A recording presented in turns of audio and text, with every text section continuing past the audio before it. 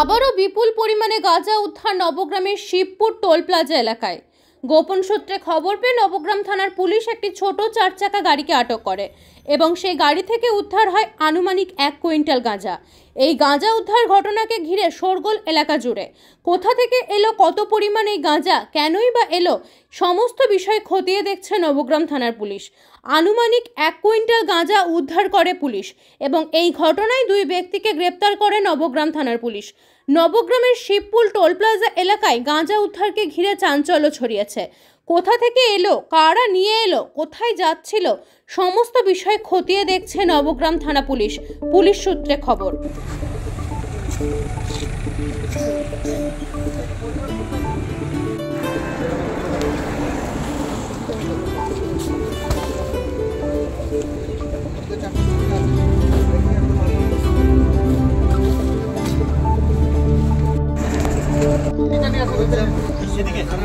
নিচে নিয়ে আসুন।